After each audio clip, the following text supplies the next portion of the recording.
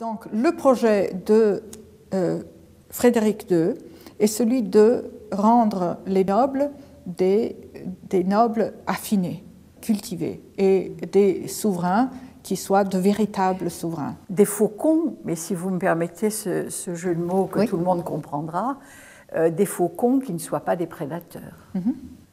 Ce qui a une résonance évidemment immédiate dans l'histoire contemporaine. Tout à fait.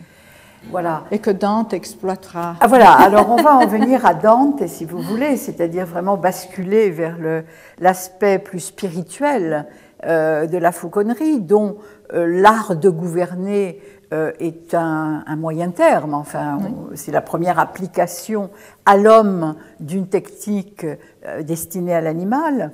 Alors, quels ont été, d'après vous, donc, alors, il faut rappeler aussi que Frédéric II était en conflit avec le pape, bon, bien sûr, mais quels sont, d'après vous, les grands courants, justement, spirituels qui ont été marqués par cet art et quels sont les grands moments de cette réflexion, cette méditation sur l'art de s'affiner soi-même?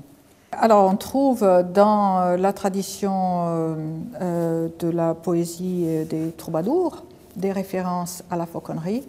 Métaphorique, alors? Métaphorique, mais aussi, il y a aussi des images dans lesquelles on voit les amants qui sont en conversation, et il y a en général un faucon sur le poing de la femme, souvent. Et à mon avis, ce faucon devient donc le symbole de ce processus d'affinement que l'amour courtois représente. Ça. Donc la fine amour, telle que développée par les troubadours, serait une expression de l'esprit de la fauconnerie.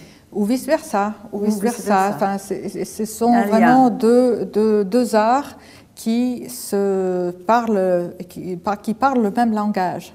Donc, en l'occurrence, ce serait un affinage du désir lui-même. Oui, tout à fait. Ne pas céder à la pulsion, mais transformer le désir en une voie, qu'on peut dire spirituelle, en tout cas, c'est ce qu'enseignent ces romans courtois, par exemple.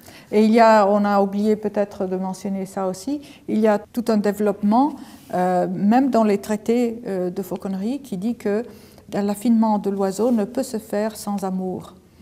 Donc, voilà, que là aussi, n'est-ce pas, l'amour, fin amour, c'est